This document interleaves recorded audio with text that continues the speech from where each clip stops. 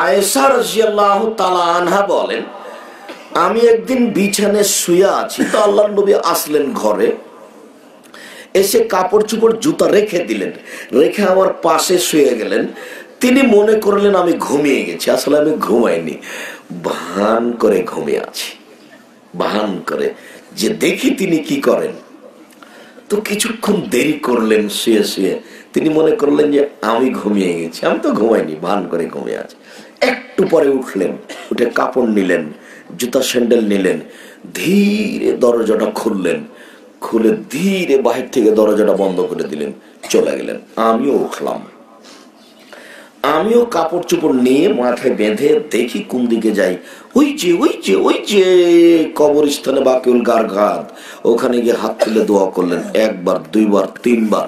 এবার ঘুরে হাঁটলেন, আমিও ঘুরে হাঁটলাম, জোরে হাঁটলেন, আমিও জোরে হাঁটলাম, দৌড়ালেন, আমিও দৌড়ালাম। আমি আগেই বিছানে চলে এসেছি। উনি যখন আমার পাশে আসলেন, তখন তো আমার মোটা শ্বাস উঠছে, আমি যে দৌড়িয়ে এসেছি। তখন আমাকে বলছেন, কি খবর আয়েশা, মোটা শ্বাস কেন? তখন আমি বললাম, দেখেন আমি তো মিথ্যে কথা বলে জিবরাইল আপনাকে বলে দিবে, আসলে আপনাকে আমি পরীক্ষা করছিলাম, আপনি আমার কাছ থেকে কোনো বইয়ের কাছে যান নাকি, আমার কাছে থাকতে কোনো কোথাও যান নাকি, এটা আমি পরীক্ষা করছিলাম। আমি ভান করে ঘুমিয়েছি, দেখি কি করে, দেখি কি করে। তো দেখি এই এখন আমি যেটা আপনাকে বলতে চাচ্ছি, আয়েশা রাদিয়াল্লাহু তাআলা আনহা যেটা করলেন সেটা এখন বাদ দেন। আমি আপনাকে যেটা বলছি সেটা হলো আল্লাহর নবী কি করলেন, কবরস্থানে গিয়ে একাই হাত তুলে দোয়া করলেন। নবী রাসূল বাদ দিয়ে পৃথিবীতে সবচেয়ে দামি মানুষ আবু বকর সিদ্দিক রাদিয়াল্লাহু তাআলা। নবী রাসূল ছাড়া পৃথিবীর সৃষ্টি থেকে নিয়ে কিয়ামত পর্যন্ত সবচেয়ে দামি মানুষ কে বলেন তো?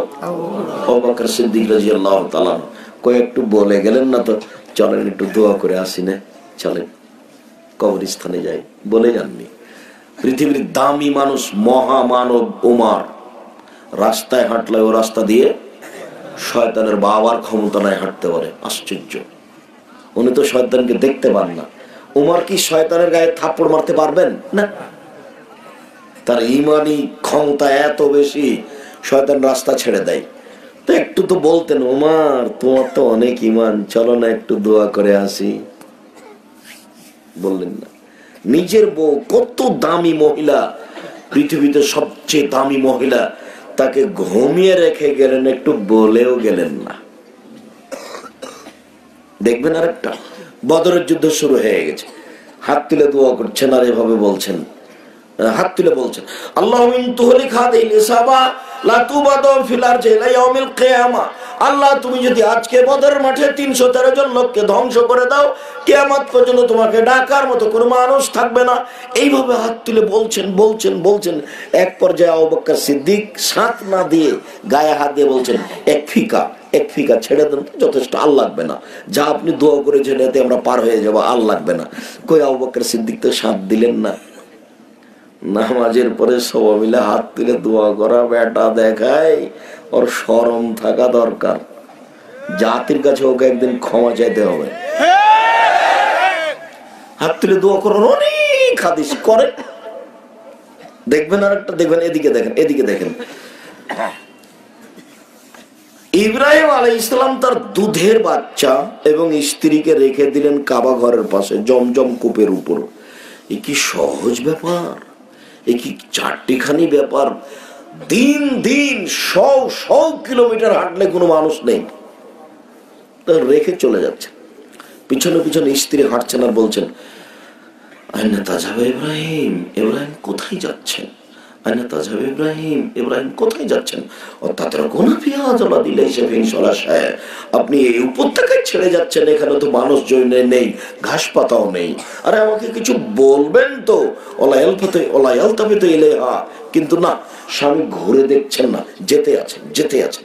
তখন পিছন থেকে তিনি বলছেন, আমার আল্লাহ বিহাজা, আল্লাহ কি আপনাকে এইভাবে চলে যেতে বলেছেন?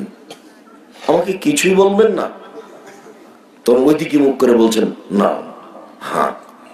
তখন স্ত্রী বলছেন, ঠিক আছে, আল্লাহ তাআলা আমাকে ধ্বংস করবেন না। এই জায়গাটা যখন আমি দেখি, তখন আমার মুসা আলাইহিস সালামের কথাটা মনে পড়ে। কোন সাহসে তিনি বলছেন যে আল্লাহ আমাকে ধ্বংস করবে না? কিছুইতে ব্যবস্থা নেই।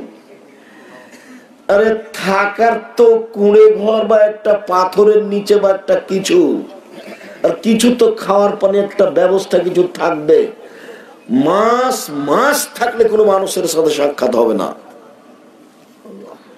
100 কিলোমিটার হাঁটলে কোনো মানুষ দেখা যাবে না। অবাক কথা, এরকম জায়গাতে বউকে আর একটা দুধের বাচ্চাকে রেখে চলে যাচ্ছেন।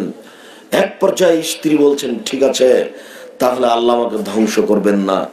কত তাদের ইমানি ব্যাপার। ইব্রাহিম আলাইহিস সালাম নিজেই জানেন না যে এরা কিভাবে থাকবে। এটা কোনো পথ নাই। ঠিক ওই কথাটা আমার মনে পড়ে যখন কালা আসাব মুসা ইন্নালা মুদরাকুন, মূসার সঙ্গী সাথী বললেন আমরা আটকা পড়েছি, আমাদের আর বাঁচার পথ নেই, আমরা ফেরাউনের হাতে ধরা পড়েছি। ডানে বামে ফেরাউন, পিছনে ফেরাউন, সামনে সাগর, কুলজুম সাগর, বাঁচার কোনো পথ নেই, আমরা আটকা পড়েছি।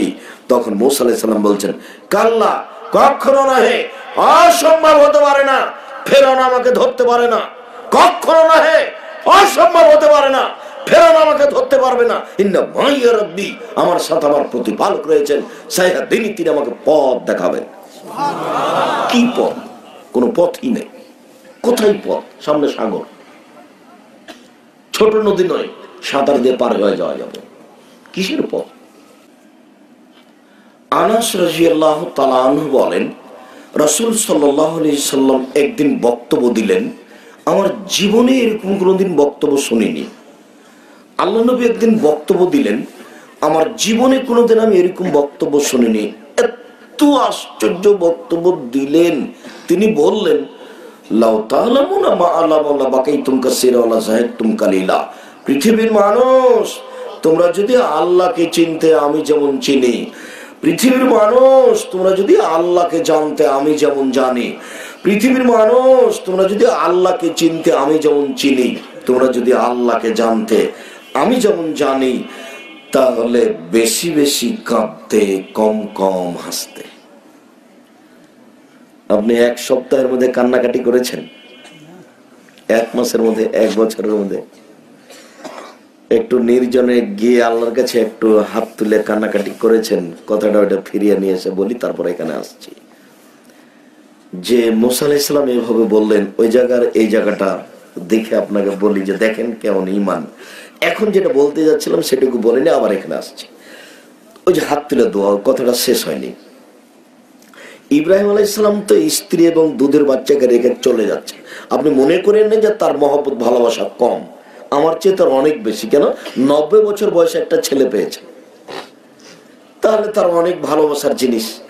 তখন একটু আগে গিয়ে সানিয়া পাহাড়ের ওখানে গিয়ে কাবা ঘরের দিকে লক্ষ্য করছেন, আহল পরিবার দেখা যায় না। এবার বলছেন, আল্লাহুম্মা ইন তুহলিক, আল্লাহুম্মা ইন্নী আসকানতু মিন যুররিয়াতি বিওয়াদিন গায়রি যি দারিন ইনদা বাইতিকাল মুহাররাম। হে আল্লাহ, আমার পরিবারের কিছু অংশ রেখে দিলাম তোমার কাবা ঘরের পাশে, যেখানে মানুষজন তো নেই, ঘাস পাতাও নেই। আহল পরিবারের জন্য দোয়া করছেন, আহাল পরিবারের জন্য দোয়া করছেন। কোনদিন আহাল পরিবারের জন্য হাত তুলে দোয়া করেছেন? নামাজের পরে হাত তুলে দোয়া করেন, লাগিয়ে দিয়েছে ফাটাফাটি। বুখারী মুসলিমের 36টা হাদিস আছে হাত তুলে দোয়া করার, তার মধ্যে এটা একটা। যেটা আয়েশার বললাম সেটা একটা। আল্লাহ নবী একাই ওখানে গিয়ে হাত, আপনার বাপের জন্য কবরস্থানে গিয়ে হাত তুলে দোয়া করেন। আপনি আপনার মতো যাবেন, রাত্রে যেতে ভয় লাগলো দুপুরের সময় যান, আপনার ভাই তার মতো যাবে, আপনি আপনার মতো যাবেন। এই দেখেন ছেলে মেয়ের জন্য হাত তুলে দোয়া করছেন। কোনদিন ছেলে মেয়ের জন্য হাত তুলে দোয়া করেছেন? ভুলেও মনে পড়ে না। দোয়া করবেন কেন, কান্নাকাটি করবেন কেন? নাতি আর নাতনি নিয়ে কত খুশি। নানিমণি এখানে আসছো তো, নানিমণি, তাকে কোলে নিয়ে কত আদর। কেন? ছেলে যে 1.5 লক্ষ টাকা মাসে চাকরি করে, কত টাকা নানার, খুশিতে আনন্দে দিন কাটে। 10 কেজি গরুর গোস্ত কিনে, 5টা 7টা মুরগি কিনে, কান্নাকাটির সময় কোথায়? তো ছেলে বাড়ি এসেছে, ঢাকা পিজি হাসপাতালে ডাক্তার, বা বাহিরে থাকে, গাড়ি বিমান থেকে নেমে গাড়িতে করে আসলো। এবার দেখলাম যে ছেলে গাড়ি থেকে নামলো, তো ছেলের গলায় টাই আছে, পরনে প্যান্ট আছে, টাকনোর নিচে আছে, দাড়ি চাঁচা আছে, হাতে একটা সিগারেট আছে। এইভাবে ছেলে গাড়ি থেকে নামলো।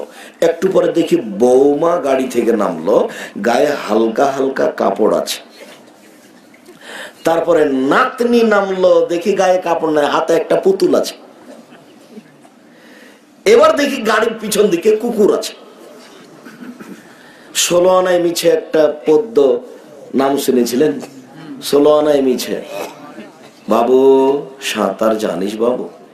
বাবু বাবু বলতে পারিস চাঁদ কেন বাড়ে কমে? তো একটার উত্তর দেয় না। তো এগুলো কি বুঝে? ইতিমধ্যে বাতাস উঠেছে। এখন মাঝি বলছে, বাবু সাঁতার জানো বাবু? তো বলছে, না রে মাঝি না। তাহলে এবার দেখি তোমার জীবন 16 আনায় মিছে। এত টাকা, 3 লক্ষ টাকা, গাড়ি বাড়ি, বউ বেটি, সবই 16 আনায় মিছে। আপনি ওই তালে পড়ে আপনার জীবনটা মিছে গেলে মরলেই জাহান্নাম। ওই যে বলছে যে ওই যে এক কবি মারা গেছে, তখন ওর কবরে ফুল দিয়েছে, তখন পত্রিকা লিখেছে যে ফুল দিয়ে কবরকে সিক্ত করলো। ফুল দিয়ে কবরকে সিক্ত করলো, তুমি তার দেখতে পাচ্ছ না, ওকে মায়েরা ফাটিয়ে দিলে। এতক্ষণ কবরকে সিক্ত করলো কি জিনিস? হ্যাঁ, ধর্ম বুঝো কেউ? কবরে ফুল দিয়ে তার কিছু সহযোগিতা করা যায়? আমি কবি নজরুল ইসলামের নিন্দা করব কেন? আমি বলেছি কবি নজরুল ইসলাম কোরআন হাদিস জানলে এই কথা বলতেন না। ভুল হিসাব কবি নজরুল ইসলাম ভুল বলেছেন। কি বলেছেন? মসজিদের পাশে কবর দিও ভাই, যেন মুয়াজ্জিনের আজান শুনতে পাই, এই গুনাহগার গোর আযাব হতে পাইবে রেহাই। তাহলে মসজিদের পাশে আজান কবর দিলে কবর থেকে আজান শুনতে পাবে। আল্লাহ বলছেন আমাদের নবীকে যে আপনি মরা মানুষকে শোনাতে পারবেন না, আর কবি নজরুল ইসলাম বলছেন যে মসজিদের পাশে কবর দিলে ওই মরা মানুষ মুয়াজ্জিনের কি করবে? আজান শুনতে পাবে। নগদ মিথ্যা কথা। আর মসজিদের পাশে কবর হলে গোরাজাব শাস্তি হবে। তখন বলি মসজিদের পাশে কেন? আপনার বাপের কবর যদি কাবা ঘরের নিচে ঢুকিয়ে দেওয়া হয়, 1 পয়সা লাভ হবে না। মানুষের বিচার হবে কর্ম অনুযায়ী। মানুষের বিচার হবে কর্ম অনুযায়ী।